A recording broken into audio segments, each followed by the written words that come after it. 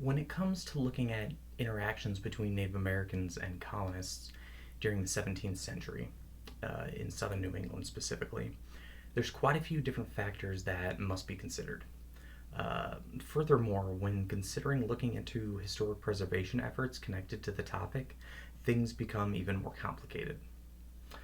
There are really a plethora of reasons that studying this topic can be difficult. However, only the main issues will be examined here. One issue that historians will quickly come across when studying this topic is a lack of primary resources. In general, there are only a few primary resources that actually come from the time period being studied that connect with the topic, and the ones that do exist are all written by Europeans. This means that they are inevitably going to have some level of bias when it comes to discussing their Native American neighbors and the interactions they had with them. Another major issue here is that Native Americans generally passed down their history orally.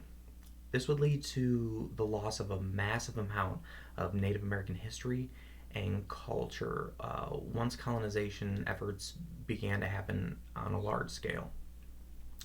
This is why it's important to be able to examine public history institutions and the preservation efforts that they've put forth. One example of this would be Plymouth Patuxet museums and their involvement in archaeological digs. These digs have produced a large number of artifacts that represent both the indigenous of southern New England, such as the Wampanoag, and the Europeans who would settle on Plymouth on the former site of Patuxet in 1620. This specific topic is a perfect specimen to examine when striving to learn more about why historic preservation is important, as well as how historians can best approach topics that some might consider to be controversial, such as the cultural genocide of the Native Americans or the Thanksgiving myth.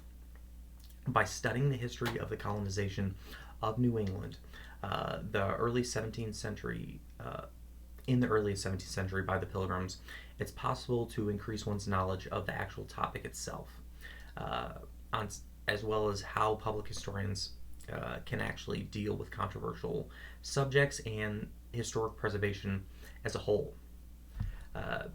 So, if one is already aware that there's a limited amount of information related to this topic to study, where do you start? Primary resources are one great way to gain an in-depth understanding of any topic. Secondary sources are also beneficial, but many of these are pulling information from the very limited number of primary sources in existence, such as from Wort's Relation by Edward Winslow, or of Plymouth Plantation by William Bradford.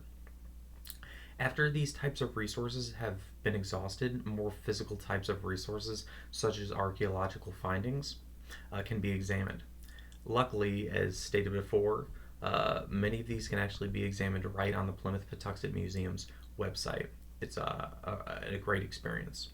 And again, by examining this topic, the research benefits in quite a few different ways. Knowledge can be increased, and an understanding of preservation and public history can be acquired. But why is it so important for us as a society to continuously look deeper and deeper into the topic of 17th century interactions between Native Americans and colonists in southern New England? It's important because this is a crucial part of American history as a whole, and just in history in general. How can one learn about the formation of the United States and not understand how Europeans were able to colonize the continent in the first place? And by understanding this, we can further increase our understanding of the current state of affairs for Native Americans in the United States. Furthermore, we can't understand this era of history without also understanding that we must attribute success to those who deserve it.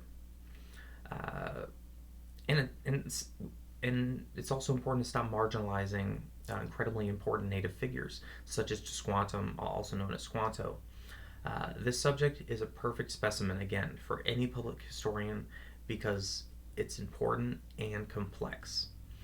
It will challenge you as well as create progressive changes for Native Americans today. Thanks so much for checking out this video, and I hope everyone has a Merry Christmas.